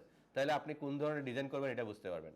কারণ এটা হচ্ছে গিয়ে এরকম একটা সিস্টেম, যেমন ধরেন আপনি একজন ক্রিকেটার হবেন, ভালো ক্রিকেটার, আপনি কি একজন ফুটবলারের কাছে কোচিং করবেন?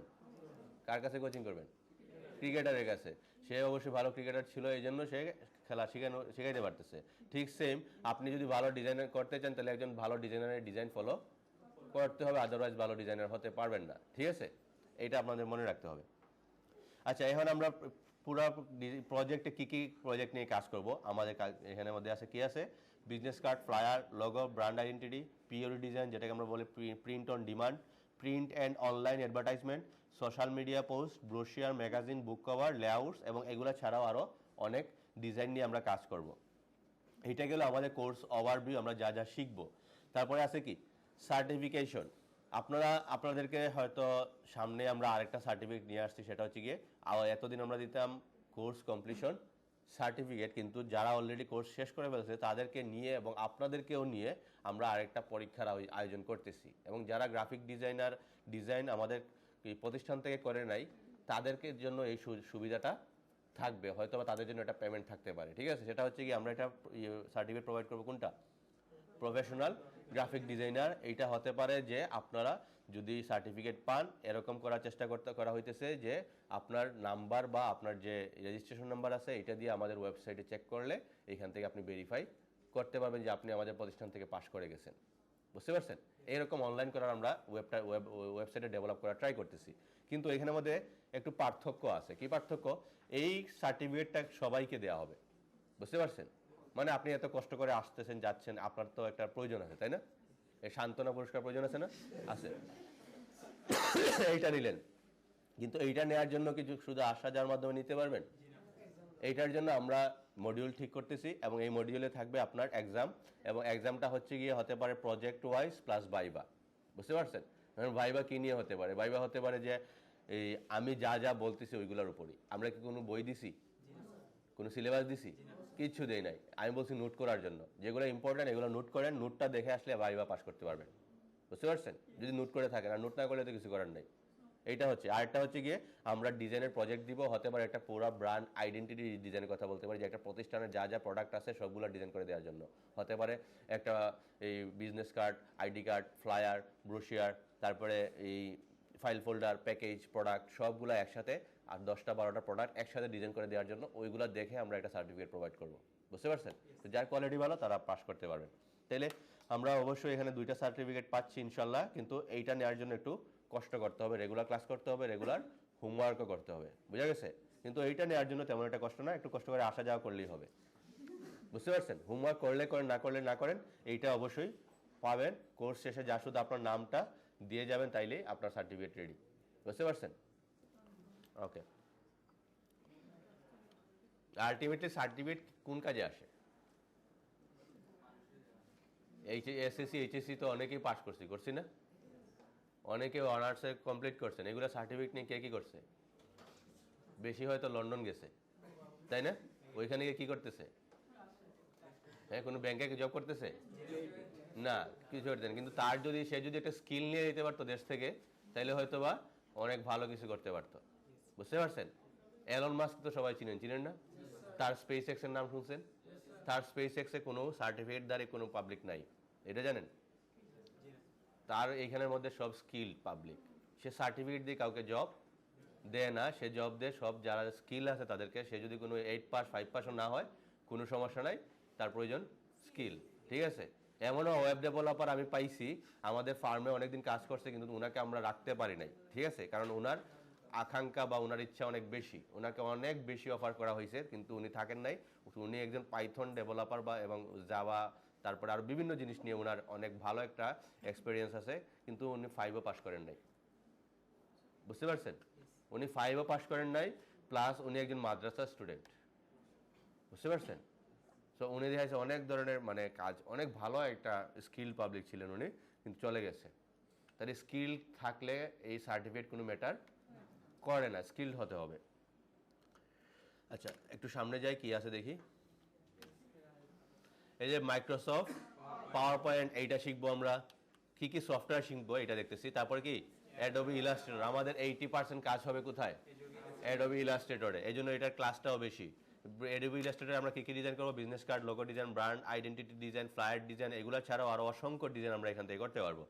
তারপর চলে আসছে কি ফটোশপ। ফটোশপের মধ্যে আমরা কিছু ব্যাকগ্রাউন্ড রিমুভ কাজ করবো, ইমেজ এডিটিং প্লাস বিভিন্ন এফেক্ট, মকআপ এগুলো নিয়ে কাজ করবো, রিটাচিং নিয়ে কাজ করবো।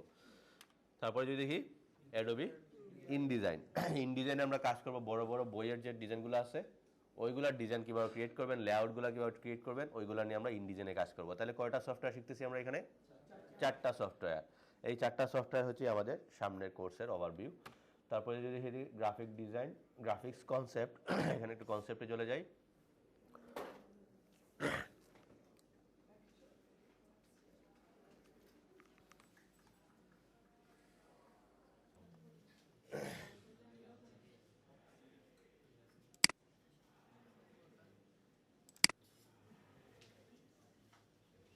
আচ্ছা, আমরা গ্রাফিক ডিজাইনের ক্ষেত্রে দুই ধরনের গ্রাফিক্স নিয়ে কাজ করি। কয় ধরনের গ্রাফিক্স? দুই ধরনের গ্রাফিক্স, একটা হচ্ছে ভেক্টর আর একটা কি রাস্টার। এখন ডেফিনেশনে আমি এখান থেকে বুঝাইতেছি না, আপনারা ভিডিও দেখে ডেফিনেশনগুলো পড়ে নেবেন, আমি আমার মতো করে বুঝাইতেছি। এখানের মধ্যে দেখাইতেছে এই দুইটা ছবি যদি একটু খেয়াল করেন, দুইটা ছবি তো সেম, তাই না? দুইটাই সেম, কিন্তু এইটাকে যখন অনেক বেশি জুম করা হয়েছে এটা এরকম দেখাইতেছে, তাই না? কিন্তু এইটাকে যখন অনেক বেশি জুম করা হয়েছে এটা কি হয়ে গেছে? নষ্ট হয়ে গেছে, এরকম মনে হয়ে গেছে না? বা এটাকে আমরা বলি পিক্সেল 8 হয়ে গেছে বা পিক্সেল দেয়া হয়ে গেছে, তাই না? সো এইটা হচ্ছে গিয়ে পিক্সেল দিয়ে তৈরি, এই জন্য এটাকে বলতেছি আমরা কি রাস্টার।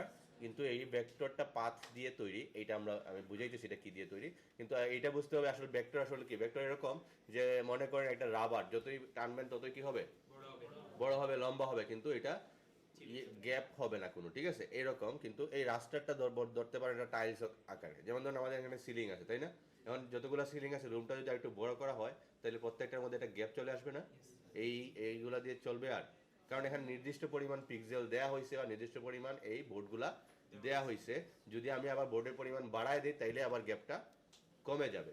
এর মানে ভেক্টর গ্রাফিক্স আপনি যতই বড় করেন কোনো কোয়ালিটি নষ্ট হবে না, কিন্তু রাস্টার গ্রাফিক্স যত বড় করে ক্রিয়েট করছিলেন এর চেয়ে যদি বড় করতে যান তাহলে এটা নষ্ট হয়ে যাবে। বুঝা গেছে? এইটা হইলে জাস্ট একটা কনসেপ্ট ভেক্টর এবং রাস্টার।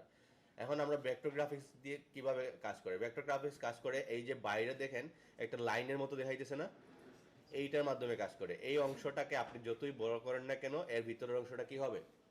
বড় হবে। এবং এইটা হচ্ছে পাথ দিয়ে তৈরি, এই যে PATH, এই যে PATH পাথ, এইটা দিয়ে তৈরি। এবং এইখানের মধ্যে যে পয়েন্টগুলো দেখাইতেছে এগুলোকে আমরা বলি অ্যাঙ্কর পয়েন্ট, ঠিক আছে? এবং প্রত্যেকটা পাথের মধ্যে একটা অ্যাঙ্কর পয়েন্ট থাকবে, অ্যাঙ্কর পয়েন্ট ছাড়া কোনো পাথ ক্রিয়েট হবে না, ঠিক আছে?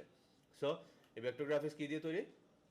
পাথ দিয়ে তৈরি। এবং এখানের মধ্যে এই ভেক্টর গ্রাফিক্স আমরা কোন সফটওয়্যার দিয়ে কাজ করবো? একটা হচ্ছে অ্যাডোব ইলাস্ট্রেটর আর একটা কি করেল ড্র। করেল ড্র নাম কেউ শুনছেন? অনেকেই শুনেন নাই, তারপরে আমরা এখানে নিয়ে আসছি, কিন্তু এটা আমাদের কোর্সের মধ্যে অন্তর্ভুক্তও না। তারপরে কেন নিয়ে আসছি? এর কারণ হচ্ছে গিয়ে আপনাকে জানতে হবে যে অ্যাডোবি ইলাস্ট্রেটরের মতো আরেকটা সফটওয়্যার আছে, সেটার নাম কি করেল ড্র। কারণ হচ্ছে গিয়ে আমরা যে কাজটা ইলাস্ট্রেটর করব এইটা তো ভেক্টর নিয়েই করব, তাই না? এখন আপনাকে ক্লায়েন্ট বলল যে আমাকে করেল ড্রতে অথবা DRW ফরম্যাটে একটা ফাইল দেন। DRW ফরম্যাট মানেই করেল ড্র, এটা মনে রাখতে হবে, ঠিক আছে? এখন সে DRW ফাইল নিবে অথবা করেল ড্রতে নিবে, এর মানে সে কি নিতে চাচ্ছে? ভেক্টর নিতে যাচ্ছে, তাই না? ভেক্টর নিতে যাচ্ছে, কিন্তু আপনি করেল ড্র পারেন না। তখন আপনি তাকে বলতে পারেন যে আপনার তো যেহেতু ভেক্টর প্রয়োজন, আমি সেম কাজটা আপনাকে ইলাস্ট্রেটরে করে দিলে কোনো সমস্যা আছে কি না, এটা তো অন্তত বলতে পারবেন, ঠিক আছে?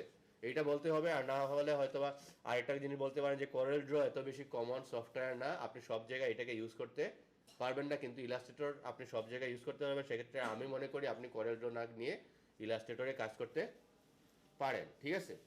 এইটা হচ্ছে কি একটা মানে কমিউনিকেশন সিস্টেম, আপনাকে বিভিন্নভাবে তার সাথে কথা বলতে হবে, ঠিক আছে?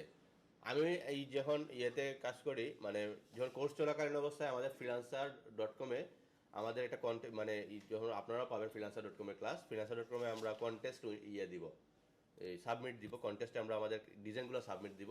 এখানে অনেকেই কন্টেস্ট সাবমিট দিবেন, কিন্তু এখানে যার ডিজাইন বেস্ট হবে তাদেরকে উইনার দিবে ক্লায়েন্ট, ঠিক আছে? এরকম একটা মার্কেট প্লেস আছে যেটার নাম freelancer.com, নাম শুনছেন?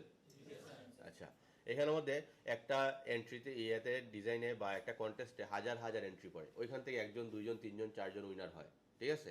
যখন আমাদের ফার্স্ট ক্লাস ছিল freelancer.com-এ তখন কিন্তু আমি প্রথম দিনই উইনার হয়েছিলাম, বুঝতে পারছেন? কিন্তু ওই উইনার হওয়ার মধ্যে একটা মানে আছে, যে বিষয় হচ্ছে গিয়ে আপনাদের এখন মেসেঞ্জার গ্রুপ আছে, তাই না?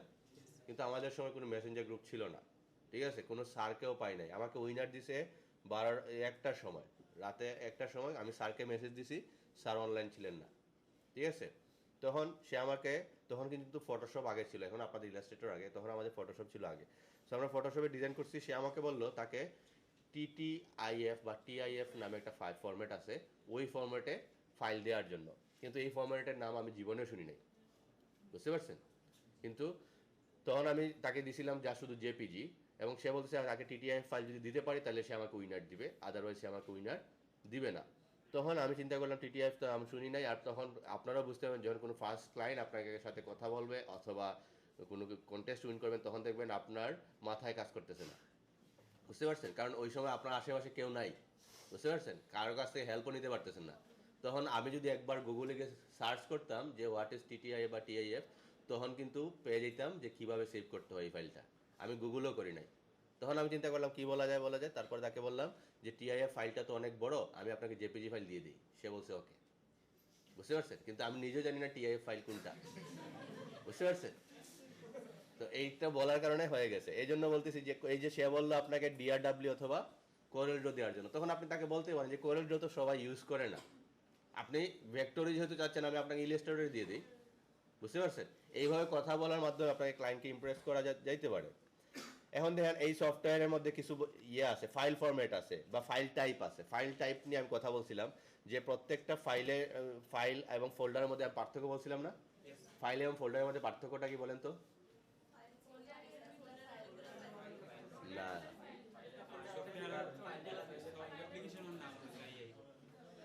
কে কি বলতেছেন কিছুই বুঝি না। আচ্ছা সবাই সাইলেন্ট, সবাই সাইলেন্ট, আপনি বলেন। আচ্ছা এইটা হচ্ছে একটা কারণ হতে পারে, আরেকটা কি হতে পারে, আর কেউ বলেন। একটা ফোল্ডার অনেকগুলো ফাইল দিয়ে ক্রিয়েট হয়, কিন্তু ফোল্ডার একটা মাত্র ফাইল, ফোল্ডারে একটা মাত্র ফাইল থাকে। আচ্ছা আমি যদি বলি যে প্রত্যেকটা ফাইল আপনি ডাবল ক্লিক করলেই ওপেন হবে কোনো সফটওয়্যারের সাহায্য ছাড়া, কিন্তু প্রত্যেকটা ফাইল না, প্রত্যেকটা ফোল্ডার, কিন্তু প্রত্যেকটা ফাইল আপনি বা যে কোনো ফাইল ডাবল ক্লিক করলে এটা ওপেন হবে কিসের মাধ্যমে? ওই নির্দিষ্ট সফটওয়্যারের মাধ্যমে যে টাইপ দিয়ে এটাকে সেভ করা হয়েছে। বুঝতে পারছেন? এর মানে কি ফাইল ওপেন করতে হলে ওই সফটওয়্যারটা আপনাকে আপনার কম্পিউটারে থাকতে হবে, এটা ছাড়া কিন্তু এটা ওপেন হবে না। এই জন্য দেখেন এখানের মধ্যে ইলাস্ট্রেটরের কিছু ফাইল ফরম্যাট আছে, যেমন আপনার এখানে আছে এসভিজি। এসভিজি ফাইল যদি আপনি ডাবল ক্লিক করেন তাই এটা কোথায় ওপেন হবে? ইলাস্ট্রেটরে। এআই যদি ওপেন করেন ইলাস্ট্রেটরে, ইপিএস পিএসডি ইলাস্ট্রেটর। পিএসডি আবার ফটোশপে ওপেন হয়, ইলাস্ট্রেটরেও ওপেন হয়, কিন্তু ডিআরডব্লিউ যদি ওপেন করেন তাহলে এটা কোথায় ওপেন হবে? কোরেল ড্রতে। এটা আবার ইলাস্ট্রেটরে ওপেন হবে না। এগুলোকে আমরা বলি কি? File format. এর মধ্যে এই অ্যাডোবি ইলাস্ট্রেটরের ফাইল ফরম্যাটটা কি আছে? AI, source file. এটাকে আমরা বলি সোর্স ফাইল। এআই ফাইলটা কি বলি? Source file. ইপিএসটাকে সোর্স ফাইল বলতে পারি, কারণ হচ্ছে এইগুলাকে আবার এডিট করা যাবে। বুঝতে পারছেন? আচ্ছা এইটা গেল। আমি যদি একটু সামনে যাই, আমরা এই ইলাস্ট্রেটরে কি কি ডিজাইন করবো? এই যে বিভিন্ন ভেক্টর নিয়ে লগোর ডিজাইনগুলো আমরা সব সময় আগে রাস্টার দিয়ে লগো ডিজাইন করা হইতো, এখন আর রাস্টারের যুগ শেষ, সবাই এখন ভেক্টর দিয়ে লগো ডিজাইন চায়, সব ক্লায়েন্টই ভেক্টর ডিজাইন চায়। সো আমরা ভেক্টর দিয়ে লগো ডিজাইনগুলো করার ট্রাই করব। তারপরে যদি দেখি আমরা ব্র্যান্ড আইডেন্টিটিস। ব্র্যান্ড আইডেন্টিটিস মানে কি? বলতে পারেন স্টেশনারি। যে একটা কোম্পানি দেখা যাচ্ছে তার কলম থেকে ধরে মগ থেকে ধরে সব কিছু তার কোম্পানির নাম দেয়া, তার একটা ডিজাইন দেয়া থাকে না, এরকম থাকে, এগুলোকে আমরা বলি স্টেশনারি। কিন্তু এইটা ব্র্যান্ড আইডেন্টিটি কখন হবে বা ব্র্যান্ডিং কখন হবে? যখন এইটার প্রোডাক্টটা অনেক বেশি বেড়ে যাবে। যেমন এখানের মধ্যে মিনিমাম কিছু আছে, এটাকে আপনি স্টেশনারিও ধরতে পারেন, কিন্তু ধরেন তার এই কোম্পানির আন্ডারে চিপস আছে, বিস্কিট আছে, তারপরে হতে পারে আরও বিভিন্ন ধরনের প্রোডাক্ট চলে আসছে। যেমন আপনি যদি প্রাণ বা আরএফএল অথবা আরও বিভিন্ন কোম্পানি আছে না, ওই কোম্পানির যদি ব্র্যান্ডিং করতে যান বা স্টেশনারি বানাতে যান তাহলে শেষ করতে পারবেন না। শেষ করতে পারবেন? তাদের 100, 150, 200 প্রোডাক্ট আছে, সেক্ষেত্রে তখন আমরা এটাকে বলি ব্র্যান্ডিং। বুঝতে পারছেন? আর যখন মিনিমাম ধরেন 10-12টা প্রোডাক্ট হবে তখন এটাকে বলি কি? আমরা স্টেশনারি। বুঝতে পারছেন? এবং এইগুলোর মধ্যে আমরা এই ডিজাইনগুলো করবো এই ইলাস্ট্রেটরের মাধ্যমে। এর মধ্যে সবগুলো ডিজাইন আপনারা ইনশাল্লাহ করতে পারবেন। তারপরে আরেকটা সেক্টর আছে কি? Business card. এই যে বিজনেস কার্ড, এটাকে আমরা কি বলে জানি? ভিজিটিং কার্ড বলে জানি, তাই না? এইগুলা আমরা আলাদা একটা সেক্টর করে রাখছি বা আলাদা একটা সেকশন বা আলাদা একটা পার্ট করে রাখছি, কারণ হচ্ছে গিয়ে এইটার পার্টের ডিমান্ডটাই আলাদা। এইটার ডিমান্ডটা অনেক বেশি, মানে উঠানামা করে। যেমন ধরেন এই বিজনেস কার্ড আপনি $10 আছে, $100 বিজনেস কার্ডও আছে, কিন্তু দেখবেন $100 বিজনেস কার্ড $5 বিজনেস কার্ড থেকে আরও খারাপ। এটা হচ্ছে ক্লায়েন্টের ডিমান্ড অনুযায়ী। বুঝতে পারছেন? অনেক ক্লায়েন্ট আছে, মানে অনেক কাস্টমার আছে, সে এই আলহামরা বা ইয়েতে ছাড়া মানে শপিং করে না। আবার অনেক মানুষ আছে ফুটপাথ থেকে নিতেছে না, নিতেছে। এগুলো হচ্ছে গিয়ে ক্লায়েন্টের ডিমান্ড অনুযায়ী সে নিচ্ছে। ঠিক সেম, সে ডিজাইনার ভালো হোক না হোক, সে দেখা যাচ্ছে লিখে রাখছে সে প্রিমিয়াম সার্ভিস দিয়ে, সে $100 নিচে কোনো সার্ভিসই দেয় না। এবং সে কী করলো? সে বলছে আমি $5, $10 কোনো দিন কাজ করাই নাই, আমি $100 দিয়ে কী করাবো? কাজ করাবো। এরকম ক্লায়েন্টও আছে। বুঝতে পারছেন? তো বিজনেস কার্ড, আমরা বিজনেস কার্ডের হোমওয়ার্ক থাকবে আমাদের, প্রায় 100টা হোমওয়ার্ক দেওয়া হবে আপনাদেরকে। ঠিক আছে? এটাকে আমরা আলাদা পার্ট করে রাখছি। এর আগে আমরা টুল শিখে নিব ইনশাল্লাহ। তারপরে যদি দেখি সামনে আছে কি? ফ্লায়ার অথবা লিফলেট। এই ডিজাইনগুলো আমরা ইলাস্ট্রেটরে ডিজাইন করব এবং ফ্লায়ারের মধ্যে আমরা এর চেয়ে ভালো ভালো ফ্লায়ার ইনশাল্লাহ ডিজাইন করতে পারবো। তারপরে আছে কি ব্রুশিয়ার অথবা ম্যাগাজিন, এগুলো চিনেন না আপনারা? ম্যাগাজিন দেখেন নাই? এই ম্যাগাজিনগুলো আমরা ইলাস্ট্রেটর ডিজাইন করতে পারি অথবা ইন ডিজাইনে এর চেয়ে ভালো ডিজাইন করা যায়। এই যে আমাদের ফরম্যাটিংগুলো অনেক ভালো করা যায় ইন ডিজাইনে, ইলাস্ট্রেটরও করতে পারেন। তারপরে print and online advertisement, print এবং অনলাইন অ্যাডভার্টাইজমেন্টের মধ্যে পড়তেছে কি এই যে ডিজাইনগুলো, এইগুলো আমরা ইলাস্ট্রেটরে করতে পারবো। তারপরে POD material, print on demand যেটাকে বলি, এই যে টি শার্টের ডিজাইন, এইগুলা কোথায় করতে পারবেন? ইলাস্ট্রেটরে। তারপরে বুক কভার অ্যান্ড লেআউটগুলো, আমরা একটা বইয়ের কাভার ডিজাইন করতে পারবো এবং ভিতরের যে লেআউট বা আমরা এটাকে বলি ইন্টেরিয়র, এই ইন্টেরিয়রগুলো আমরা ডিজাইন করব এইখানে। And many more by AI Photoshop InDesign, এইটা গেল। তারপরে চলে আসছে কি রাস্টার গ্রাফিক্স। রাস্টার গ্রাফিক্স আসলে কি, এখানে এগুলো পরে নিয়ে আমি বলি। রাস্টার গ্রাফিক্সের মধ্যে এখানে দেখেন এই তিমি মাসটা অনেক জুম করার পর একটু পিক্সেলেট হয়ে গেছে না, ঝাপসা হয়ে গেছে, কারণ রাস্টার গ্রাফিক্স তৈরি হয় পিক্সেল দিয়ে। কি দিয়ে? পিক্সেল দিয়ে। তো এখানের মধ্যে পিক্সেল মানে কি, পিকচার প্লাস এলিমেন্টকে সমন্বয়ে আমরা কি বলতেছি? পিক্সেল। এবং এই যে পিক্সেলটা যদি খেয়াল করেন, আমরা এখান থেকে দেখি এটি most image are use to see computer screen and raster graphics. আচ্ছা, আমরা যে কম্পিউটার স্ক্রিনটা দেখতেছি এটা কি দিয়ে দেখতেছি আমরা? রাস্টার দিয়ে না ভেক্টর দিয়ে? রাস্টার দিয়ে, কারণ এখানে অসংখ্য পিক্সেল দিয়ে আমাদের মনিটরের স্ক্রিনটা ক্রিয়েট করা হয়েছে, বুঝতে পারছেন? সো এখানে পিক্সেলের পরিমাণ যত বেশি হবে তত বেশি ক্লিয়ার আপনি দেখতে পারবেন, পিক্সেলের পরিমাণ কম হলে তত কম ক্লিয়ার বা ঝাপসা দেখা যাবে, ঠিক আছে? এটা আমরা যখন ইলাস্ট্রেটরে ক্রিয়েট করব তখন বুঝতে পারবেন মেগাপিক্সেল। তারপর আরেকটা হচ্ছে গিয়ে number of column plus number of rho, এই দিক দিয়ে কতটা পিক্সেল আছে, এই দিক দিয়ে কতটা পিক্সেল আছে, দুইটাকে মাল্টিপ্লাই করলে দৈর্ঘ্য ইনটু প্রস্থ সমান কি ক্ষেত্রফল না? এই যে দৈর্ঘ্য ইনটু প্রস্থ মাল্টিপ্লাই করলাম তখন আমরা বুঝে যাব এখানে কত পিক্সেল আছে, কতটা পিক্সেল আছে। তারপরে হতে পারে কি পিপিআই অথবা ডিপিআই। যেমন ধরেন আপনি একটা বিলবোর্ড ডিজাইন করছেন, এখন বিলবোর্ডের মধ্যে তাকে দেখাইতেছি, দেখেন আপনার এটা পছন্দ হয় কিনা। এইভাবে যদি দেখাইতে পারেন তাহলে হয়তো বা তার পছন্দ হতে পারে, কারণ সে layout artist, creative director, art director, identity designer, ঠিক আছে? এই যে পজিশনগুলো আছে এইগুলো হতে পারে বিভিন্ন প্রতিষ্ঠান বা বিভিন্ন এজেন্সির গ্রাফিক ডিজাইনারের জন্য অনেকগুলা পজিশন, ঠিক আছে? কোনটা? আচ্ছা, এখন আপনাদের সবচেয়ে বড় বিষয় হচ্ছে কি হোমওয়ার্ক, তাই না? একদিন তো ফ্রি পাইছেন, তাই না? এখন আপনারা গুগলে তো রিসার্চ করতে পারেন। হোয়াট ইজ গ্রাফিক ডিজাইন বলছিলাম না একটা হোমওয়ার্ক করার জন্য, এটা কিভাবে হোমওয়ার্ক করছিলেন?